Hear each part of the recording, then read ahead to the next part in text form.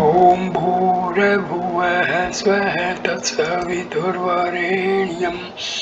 भर्गो देवस्य धीमहि धियो यो नः प्रचोदयात्। ॐ शान्ति शान्ति शान्तिः।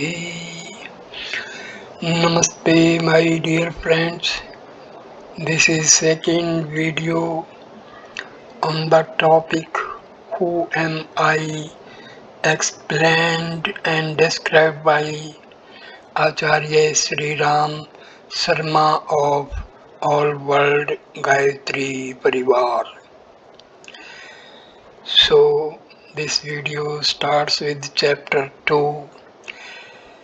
Name Atma Parvachnen Labhyo Yaha Na Medhaya Na Bahu Shruten.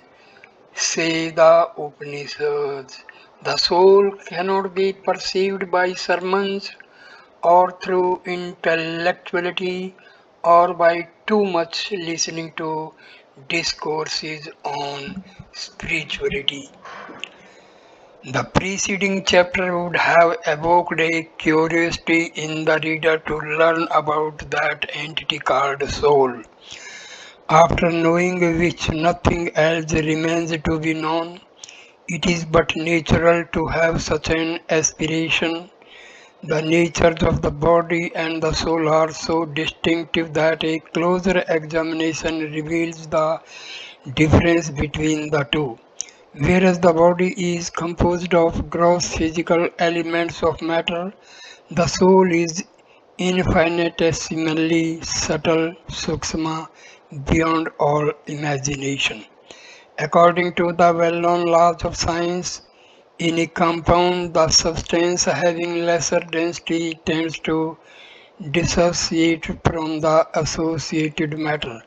For example, having lesser density than that of water, oil and wood float on the surface of water. Similarly, because of lighter gases in it, hot air and flames in fire rise upwards in spite of downward pull of gravitational force and atmospheric pressure. The same principle holds well in case of body and soul of the embodied beings. The soul is infinitesimally subtler sukshma than the matter that constitutes the body.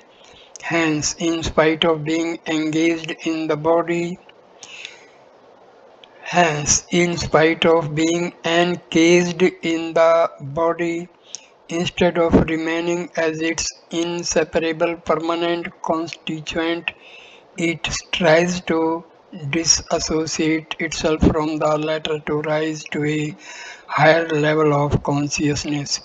It is generally believed that downward pull of sensory indulgence acts as a counterforce against this evolution. However, it is not true. Pure bliss is inherent in the very nature of the soul. Man instinctively endeavors to interact with this internal source of happiness.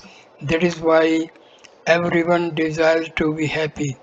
In the absence of the correct means and wisdom required for attaining lasting happiness, man resorts to quench this natural intrinsic thirst for happiness in the outer objective world by indulging in mundane, perverted sensory pleasures of the flesh.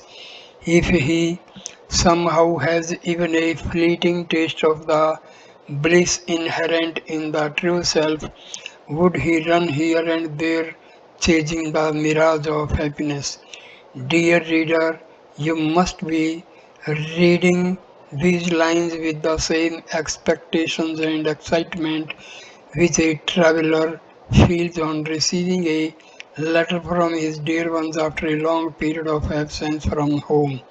Such reaction itself is sufficient to indicate that man is ever eager to know the reality of his true self. As mentioned earlier, in spite of being within the body, the soul cannot exist at its as its integral constituent. The source of happiness lies within the soul, which is an individualized manifestation of the omnipresent Supreme Being. In vain, in the world of objects, in search of that something which could provide him lasting happiness, which ever eludes him due to his misplaced search. Once it dawns upon him that the source of everlasting, unalloyed bliss lies within his own real self, the soul, a contact is established with the inexhaustible fount of peace and happiness, and real sadhana begins, which ultimately culminates in full self awareness. Everyone complains about the fickleness of mind, but none is able to explain the reason thereof. As a matter of fact, mind always remains in a state of flux because it is ever in search of happiness, desire for comforts, satisfaction, elation, jubilation, acquisition of wealth, status, honor, etc. are varied phantom forms of happiness. Many man keeps on running helter skelter without any rest in search of source of happiness, like the musk deer running in search of aroma of the musk lying in its own navel. Man continues to seek the basic source of happiness in the material world, whereas it exists in his own inner self. Self-realization provides an access to this source of unending bliss, thus resulting in mental calm and cessation of the chain of desires. What is self realization? Self realization means having a clear and irrefutable experience of the real nature of one's self identity, immortal soul, and of the transient body. The experience of self realization, however, is not a routine process of daily life. It does not take much effort to cram a piece of literature and endlessly talk about theoretical aspect of any field of knowledge. One may claim to know 10 times more about the subject elucidated in this booklet and put forward forceful arguments in support of one's own point of view. One may also point out scriptural discrepancies in its descriptions. Such things would at most take the seeker to threshold of the temple of self. Sheer cramming does not make one a scholar. The scriptures clearly state that one cannot interact with the soul by indulging in debates, intellectual cogitations, or listening to someone on the subject. Whatever the reader has been reading about this subject so far is likely to confuse him unless divine grace makes him worthy of understanding. If the reader finds the subject interesting and is desirous of knowing the real nature of his inner self, he is welcome to follow the spiritual practices recommended herein. Begin on a clean slate. For climbing up the peak of a mountain, first one has to reach first one has to reach the foot of the hill and decide upon the route to be undertaken. The same process is applicable to the uphill task of self-realization. Each field of expertise has its own specific curriculum. Whatever be one's experience and knowledge in other fields, for a new unknown discipline, a beginning has to be made at the primary kindergarten level. The spiritual seeker, irrespective of his attainments in other fields of knowledge, should not feel embraced in learning the alphabets of self realization, overlooking all personal qualifications and experience. Through these lessons, the aspirant is being encouraged to proceed like a beginner beginner on a clean slate. It would make assimilation easier and progress faster. Put this question to yourself: what do I mean when I say I? Animals, birds, and other less evolved species of biological kingdom do not have this pronounced concept of I. Although, like human beings, they too feel pleasure, pain, and comforts, nevertheless, their mental processes do not transcend physical requirements of the body. For instance, a donkey does not know why it is bearing a burden on, or what is its relationship to the person who is using it as a beast of burden. Though it does feel the discomfort of the burden and feels satiated on being fed fresh fodder. It does not react to sense stimulations like a human being. For such lower orders of living species, the body alone is reality of self. Though in course of progressive evolution, we human beings have acquired a superior intellect. How many of us are at- aware of reality of self? We come across quite a few persons who claim to be familiar with the self, but there is a world of difference between awareness of the reality and talking about it. People mechanically record in their memory whatever little they know from others about reality of self, Atm Gyan, and replay this programmed information in course of discussions from time to time. Then there are many others who have never heard of existence of an entity called soul. Such individuals are still infants as far as growth of intelligence is concerned. Their little world remains confined to instinctive automated reactions to animal urges like hunger, sleep, fear, sex, anger, greed, infatuation, etc. Intellectual engagements of such persons do not go beyond matters related to physical requirements. Amongst such persons, the dull-headed become satisfied with crude means of enjoyment, whereas the so-called intelligent ones endeavor to refine and beautify the means and methods of sense indulgence. An individual belonging to an underdeveloped country derives the same pleasure in riding an animal-driven cart which is a rich person of the developed world has while driving his expensive car. Basically, both derive the same sense of pleasure. In today's world, whatever progress human intelligence has made has been predominantly utilized for improvement in quality and quantity of means of physical comforts and pleasure. Today, for most of the civilized persons of the society, the body itself is the reality of self. Deh Atma Buddhi. Though for the sake of religiosity, such individuals perfunctorily follow the traditional rituals. These are meant for superficial satisfaction only and have no relevance whatsoever to realization of supreme truth about the self Atma Gyan.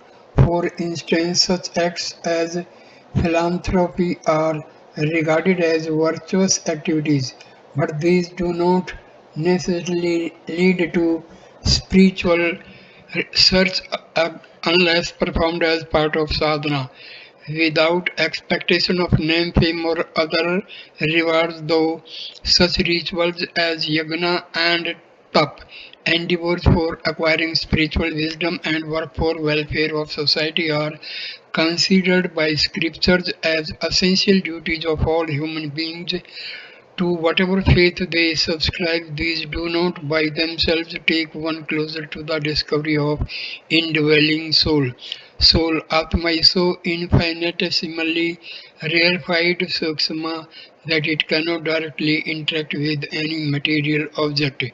It is beyond the reach of any physical endeavor involving money, rituals, altruism, glorification of person or places of worship. Access to Atma is through the mind. The means available to us for approaching Atma are the four faculties of the mind, namely Man, rhythming with Pan, interacting with the sensory organs, Buddhi, the realm of thoughts, contemplation and intellect, Chitta, the storehouse of inherent traits and habits formed as a consequence of repeated actions in the present and previous births, and Ankar, ego, the predominant impression of its own personality like I am rich, I am poor, I am strong, etc. These four faculties of the mind can be tainted as tools for experiencing the reality of the soul, Atma Darshan. The soul is subtly pervasive all over the body. It has not been assigned any fixed location by nature where one could access it through some means or methodology.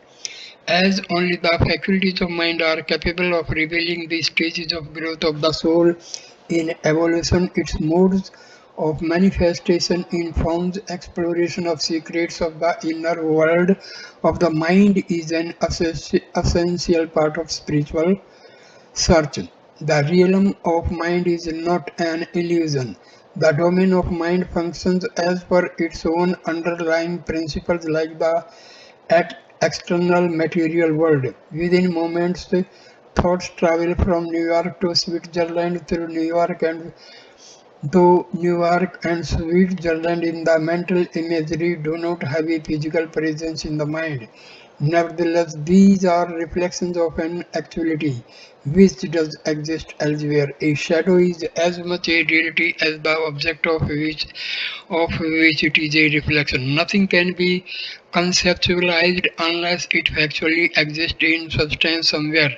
Hence, the realm of mind should not be taken as an illusory world.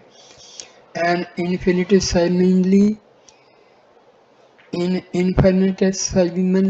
rarefied energy, Sukshma Chetna, operating in the mind is controlling all activities of the universe. An industrialist who desires to extend his business to a foreign country first gathers relevant information about that country, analyzes the data, and takes then decisions about actual investment there.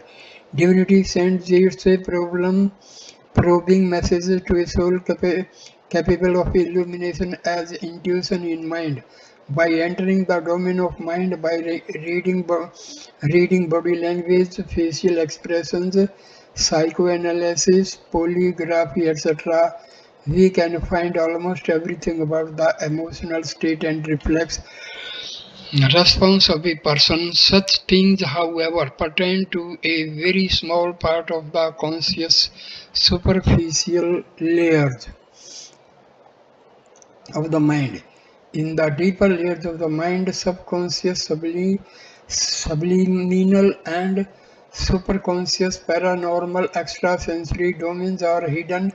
From these domains, predictions can be made about future events. All inspirations, guidance, and light for spiritual quest come through a quiet, receptive, and purified mind. The latter receives in divine directives as intuitions.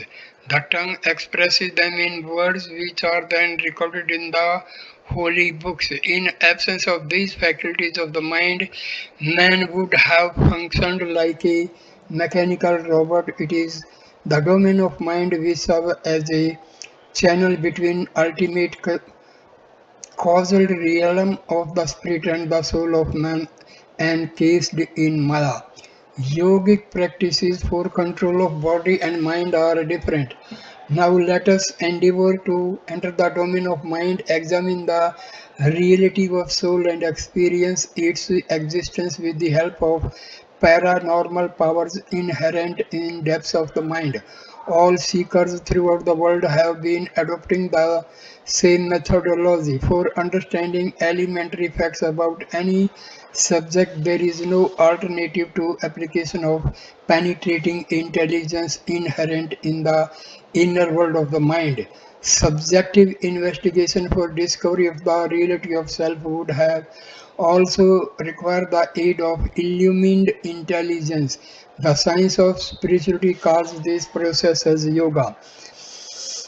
There are many disciplines of yoga. Some among us these are meant for health and physical fitness. Others are for spiritual sadhana. However, good health is an essential prerequisite for entering the path of this sadhana. The higher disciplines of yoga comprise pratyahar, inward withdrawal of mind and senses from their objects; dharana, concentration; dhyan, meditation; and samadhi, state of trance. Successively, spiritual seekers also follow many other disciplines like yama, niyama, asana, pranayam. The Hatha yogis carry out procedures of neti, dhiti, vasti, vajroli, and other exercises for physical fitness and control. Others have their own specific methods for physical fitness. All of these are basically meant to keep the body healthy so that problems of the body do not create obstacles in course of mind control exercises. The seekers are advised to maintain good health with simple exercises. In today's environment, it is neither advisable nor necessary to follow the traditional ancient physical exercises of yoga involving intricate postures. It would be unfair to ask a person living in a polluted environment of a city to carry out intense pranayama practice. Such difficult exercises were prescribed for those seekers of yore who lived in the unpolluted environment of the hills, took only fresh fruits for meals, used unpolluted water from the mountain springs or streams, and observed continence. There is no logic in asking a frog to wear a horseshoe. It would kill the frog. Today, there is general awareness about the norms for healthy living, and these should be strictly adhered to. If there is some disease, an expert medical practitioner of the discipline may be consulted. For our present objective, however, no such physical standards of health are necessary, for which one may require prolonged treatment or prior training. Normal health and a relaxed, happy attitude are the only two prerequisites. Preparation for meditation. Choose a quiet place. It is advisable to find a place free from things which may provoke fear or distraction. Since it is not always possible to find an ideal, totally noiseless place, as far as possible, a place having least noise may be chosen. It is preferable to have a fixed place for daily meditation. If it is not possible to find an ideal place, that is in a forest, on a hill, or bank of a river, select a small chamber where mind is not likely to be distracted. Be seated comfortably, keeping the back straight. It is not necessary to stiffen the neck and chest or to cross the legs, since it might induce discomfort in parts of the body, which will repeatedly send signals to the mind, disturbing its equanimity. Let the body be totally loosened so that all muscles become relaxed. Let each part of the body feel tension free, peaceful, and at complete rest. A comfortable chair is best suited for this posture. Lying flat on the bed face upwards would also serve the purpose, but the Head has to be raised a little. Alternatively, one may sit with the back resting against a wall with a cushion behind the back. Whatever be the sitting posture, the body should be loosened like a ball of cotton so that there does not arise any need for changing positions or adjusting the support for comfort. However, care should be taken to adopt a posture in which, on reaching the state of deep meditation, there is no likelihood of toppling. Keep sitting in this way for some time. Let the body feel restful and mind at peace. In the initial stages, it would require somewhat greater effort, but later, with the practice, the seeker finds it easy to relax irrespective of the place and environment. A word of caution: this exercise is not meant for simply creating a state of relaxation in which one generally reaches a state of drowsiness, begins to daydream, or flies high on the wings of imagination. Remember, this preparation for meditation has a specific purpose. It is required to be practiced as directed since it has been created deliberately for a specific objective. Later, with the practice, this state of mind in meditation would become a state of natural awareness, consciousness, and would not require any conscious effort to attain.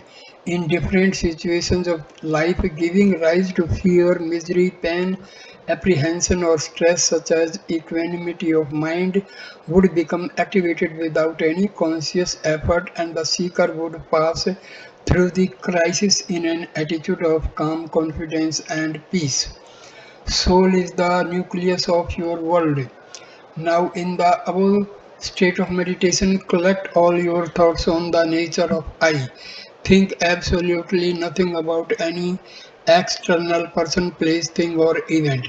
Conceptualize that factually your soul, the real self, I, is an independent entity, that it is infinitely powerful, indestructible, indivisible, that it is the central star around which your personal world, that is everything related to you, is continuously revolving, is in perpetual cyclic motion, like the planets of the solar system orbiting around the sun.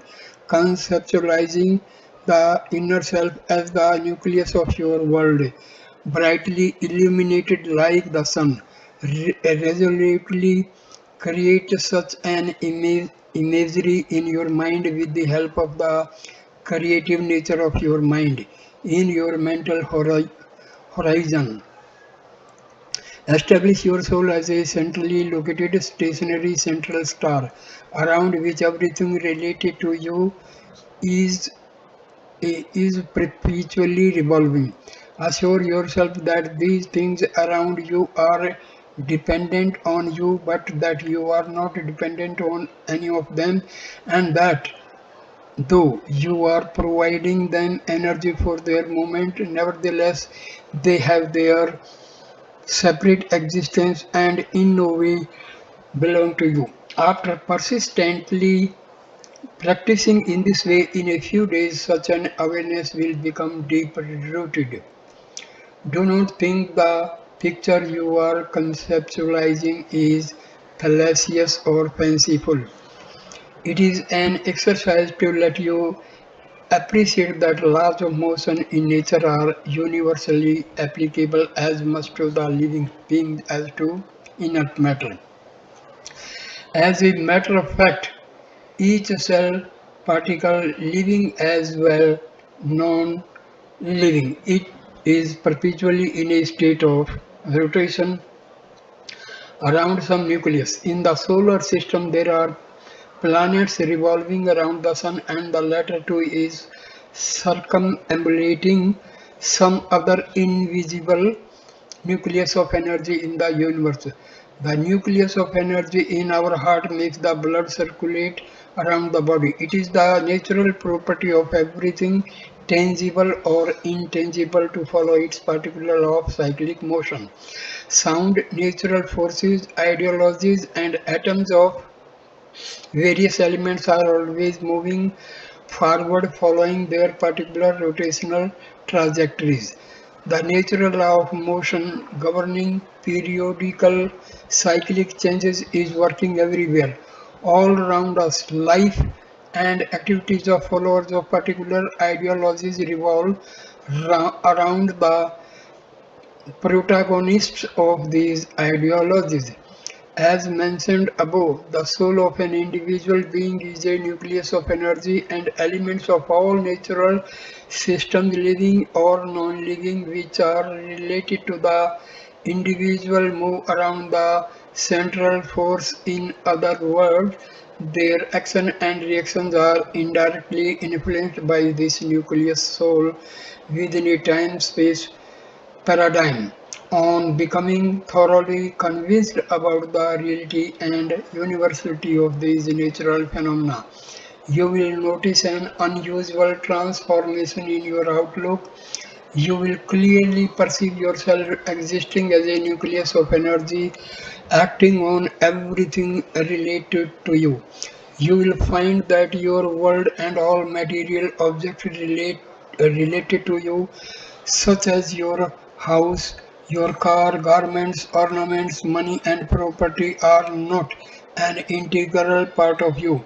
That these have separate existence of their own, that though you are living among us, these are alien to you. Note, this concept may be further understood in this way. Whatever be the dynamism of interactions between the various animate and inanimate systems related to a person, the driving force behind it is mind. It is the mind of the individual which creates and shapes his world. Further, the mind, as we have discussed earlier, is only a tool of the inner self, that is soul.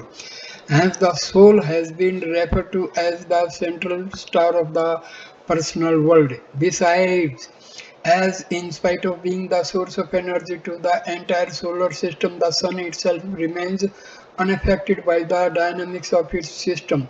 The soul of a person, not his body, remains an independent entity uninfluenced by the activities in one's personal world. In this way, the real self and the associated world, though related, exist independently. An oft-quoted classic analogy is the lotus leaf floating on water, being in water yet not submerged in it. The rewards of discovering the soul. The person who has consciously discovered his inner self as the nucleus of energies controlling the varied activities of his world becomes a detached observer and witness of the ever-changing phenomena of names and forms around him. In spite of being a part of this scenario, such a person remains perpetually aware of the ever liberated real self, Atma or soul, like the petal of a lotus flower, which, in spite of being surrounded by water, keeps afloat a little over the surface of water. An enlightened person does not get emotionally involved in the happenings of the world. On the other hand, an enlightened individual is like an unintelligent small child. So long as a man considers himself as a petty, helpless, tied up being of the creation, nature treats him accordingly and provides him with means of subsistence befitting his self-image. If you regard yourself as a good for nothing, ordinary being who takes pleasure only in gross physical cravings of flesh, your psyche will be the cesspool of evil tendencies like greed, desire for sensory pleasure, sex, flattery, etc. But once you become consciously aware of the immense potential of your soul by virtue of its eternal relationship to the Supreme Being, you will instantly start manifesting the attributes of your divine parentage. Your behavior and temperament will undergo a sea change. A small child does not mind dirtying his clothes, but an intelligent adult hates to do so. And even if in a contingency he is forced to do so, he feels very much embraced and ashamed. Likewise, when man becomes spiritually more evolved and aware, all the lowly animal tendencies like selfishness, greed, hatred, divisiveness, anger, violence, etc., effortlessly fall away from his nature like dry leaves, and he is bestowed with virtuous attributes of divine nature. For example, altruism, loving kindness, interconnectedness, compassion, selfless service, etc. And these virtues continue growing with the progression of his spiritual evolution. Just as a tadpole grows into a frog, it automatically sheds its tail. The proof of self realization lies in direct personal experience. No amount of education or reasoning can lead one to the direct experience of the inner self as the immortal nucleus of individual manifestation in the form of multifarious energy waves. In the realm of mysticism and spirituality, your logic finds itself totally helpless since it can confidently deal with only tangible experiences of the material world. Extrasensory and parapsychological experiences are beyond the range of logic. By reasoning, one cannot prove that the person who is being respectfully addressed as father is actually father of the concerned person.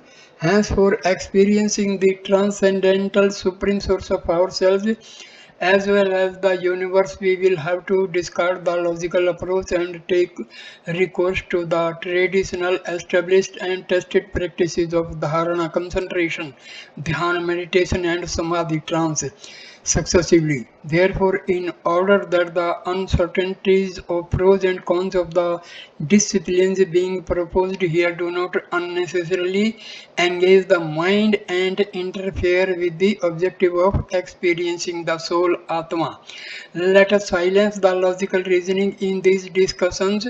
Rest assured, it is not the purpose of the author or to confuse the reader with some rigmarole abstractions or suggest some process of inner growth which could prove harmful in any way. On the basis of his own personal experience, the author is fully convinced about the efficacy of the path elaborated here. I assure all those who have faith in my words that the path being shown is right and self experienced. Some forward follow in my footsteps. You will not be hastened but slowly led to the destination. Practice the exercises given in this book and through meditation and contemplation. Explore the hidden domain of your mind. Conceptualize yourself being a central star shining like sun around which your world is revolving. Repeat this exercise again and again till the impression becomes so deep that whenever you pronounce I, there is a flash in your mind of a comprehensive image comprising your consciousness, personal thoughts, which are strength and talents along with your body. With this identification of self, whenever you look around towards your personal world, everything in it should appear revolving around this central star of your soul.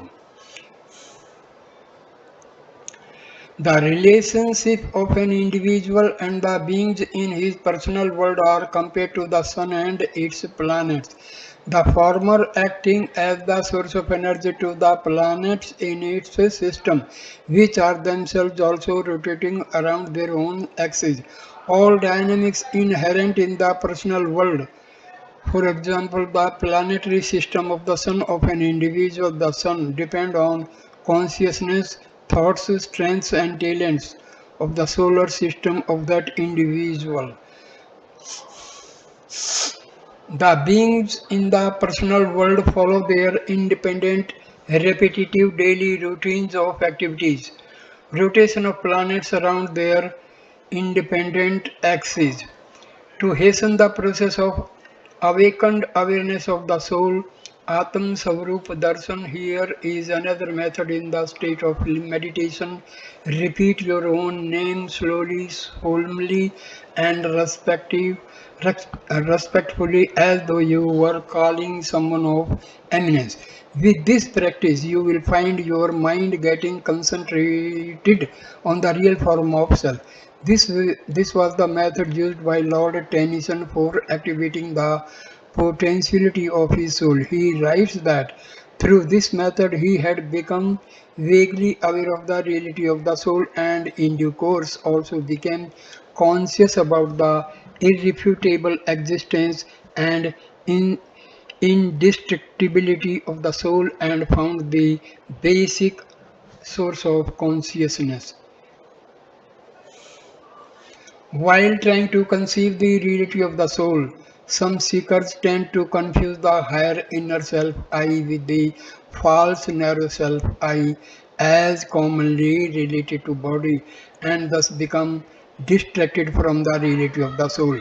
It is necessary to overcome this obstacle, otherwise, such false identification of self with the material body would at the most provide petty material benefits of a very low order by developing confidence in the narrow self body. Identification with the real inner self requires total freedom from body consciousness. How to disassociate from body consciousness? In order to overcome the confusion between the narrow lower self and the real self in the state of meditation, visualize that you and your body are two separate entities and you are using your body as your garment or a tool. Try to understand your body as you consider your garments. Visualize that your I would continue to exist even after the body has been discarded. Conceptually leaving the body, look at it from a higher level. Look at the body as though it were a hollow nest in which you live and could easily come out of it.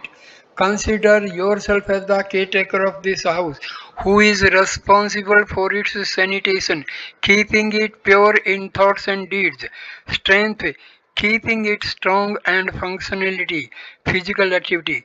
You are the master of the body and are using it as per your own free will. In this way, conceive I am not this body, it is only my tool. I am using it only as a rest house. This body is built up with the five basic elements of nature collected by me, my real self, for giving it a desired appearance. Scriptures tell that soul acquires a body and environment conforming to the traits brought forward from previous births. That is, inherent traits from previous births are the building blocks of the mind and body of the newborn. During meditation, totally forget about your body and concentrate your thoughts and emotions as I, as an independent conscious entity. Then you will become aware that the soul has an immortal existence of independent of the body. Having had this awareness, whenever you will where whenever you will say I, this expression will have an altogether a new meaning for you. However, it does not mean that you are required to ignore your body. Doing so will be disastrous. Considering body as the temple of soul, it is your solemn duty to protect in every way and keep it healthy and strong. Paranormal visions and experiences. In the initial stages of sadhana, the foregoing practice of dissociation from the body, consciousness remains an entertaining and relaxing exercise. But as this imagery begins to take roots, the practitioner may feel as though he had actually died and may have such visions which one has at the time of death. There may be flashes of paranormal visions of those things which are not physically visible at the place of meditation through normal sight. Hazy images of the extrasensory world, Sukshma Jagat, may be seen. Many otherworldly forms and heavenly scenes may appear. It may frighten the beginners, though there is nothing to be afraid of. Sometimes acceleration in the process of sadhana because of virtuous traits brought forward from the previous births and latent memories stored in the deeper levels of consciousness. Also, from previous births become suddenly activated. This acceleration uplifts the mind to higher dimensions of awareness with the passage of time. The sadhak gradually becomes accustomed to paranormal experiences and such occurrences no more surprise or frighten him.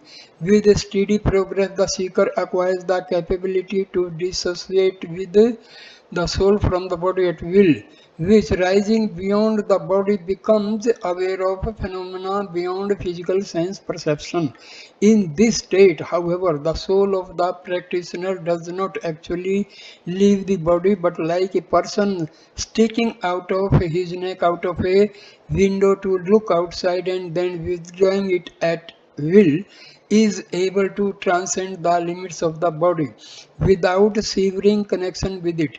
The beginners are advised not to be in a hurry to have occult and paranormal visions and experiences. It would tantamount to violating the natural process of gradual spiritual advancement. In due course, worthy seekers will be initiated into the technique of accessing the domains of paranormal visions.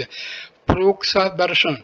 Here, a passing reference to such experiences is considered necessary, so that when such visions do appear, the sadhak does not get frightened or nervous.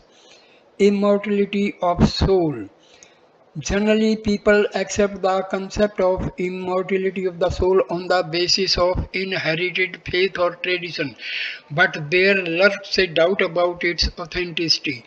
Let us not accept this concept blindly without reasoning. It could be hearsay. If you are told to sit for meditation and are asked to conceive, I have died, it may appear a simple proposition, but when you actually begin to do so, it would be impossible to think that you are an individuality having ceased to exist. It would not be difficult to have such a simple imagery for those who have been practicing the elaborate exercises of visualization given in the previous pages.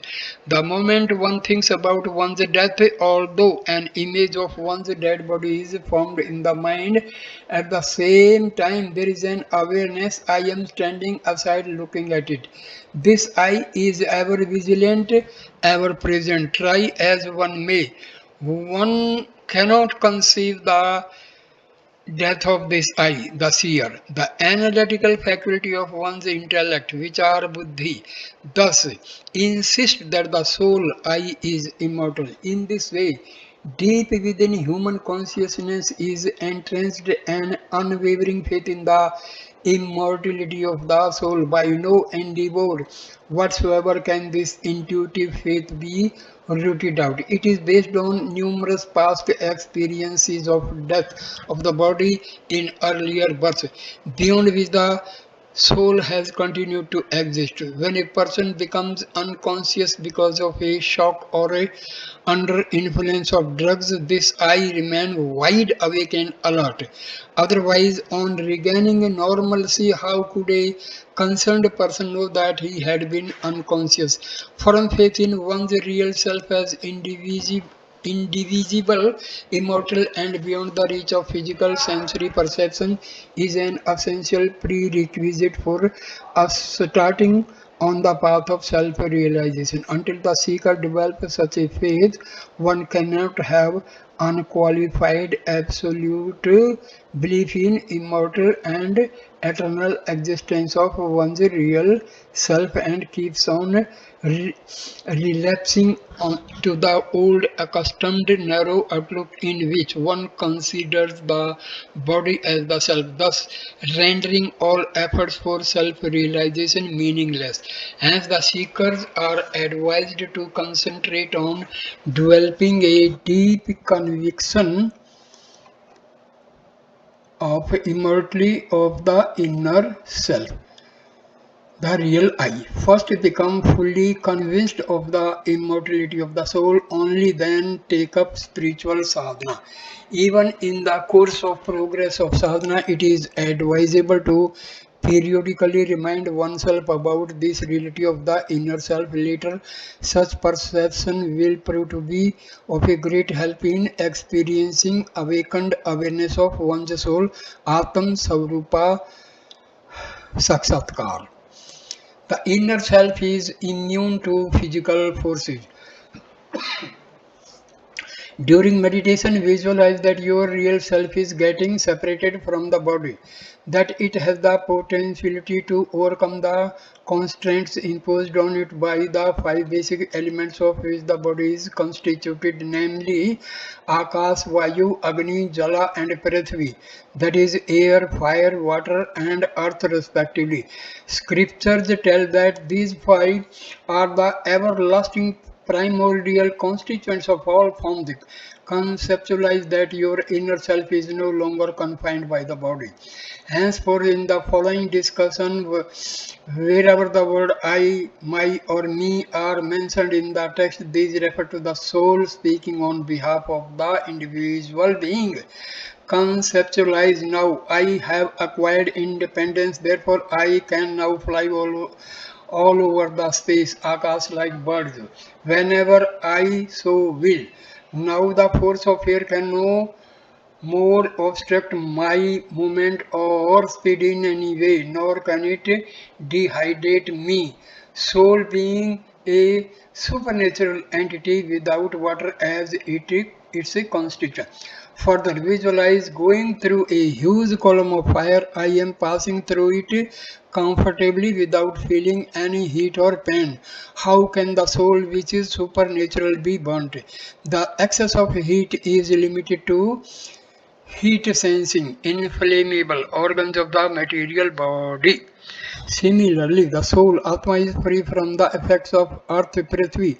In other words, no element of the physical world can touch me, nor can it create least the obstructs in my freedom. Freedom from fear.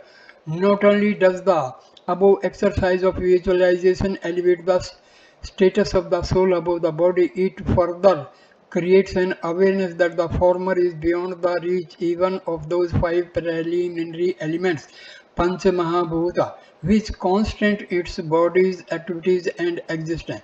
The embodied being thus becomes aware that besides having far greater potentialities than the body, the soul also transcends all five primary elements which constitute the physiology of all animate forms. On entering into this state of transcendental consciousness, one feels as though one has had a rebirth. There is a perception of revitalization with a supernormal in rush of energy. At this stage, the sadhak feels freed from the fears of disease, decay, and even death. Nothing, not even the most tragic of events, can frighten him anymore. According to psychology, fear is only a distress signal of an impending danger to the body. Thus, fear is exclusively phenomenon concerning the body. In the supernatural soul, there is nothing subject to harm. Hence, the question of fear does not arise. Identification of I as soul is the key to unalloyed and eternal bliss. Remind yourself repeatedly that the key mantra of sadhana towards self realization is identification of I as the soul and not as the body as the first person I is generally referred to. Only after developing full conviction of this truth can the seeker progress on the path of self-realization. The seeker will have to develop a perception that the inner self has an immortal existence of its own, independent of the mortal body, and that the soul is an effulgent star around which life and events related to seeker's world are revolving like planets around the sun. Such a perception will fill the seeker with a higher order of vitality and vibrancy, which will also be reflected in reactions and activities of the people around him. In addition, the sadhak will develop an inner unshakable poise and peace which cannot be disturbed by the trials, tribulations, tests and storms of the world. With progress in self-evolution, Atam Vikas, that is with enlargement of concept I to include all beings, the seeker will acquire such a capability.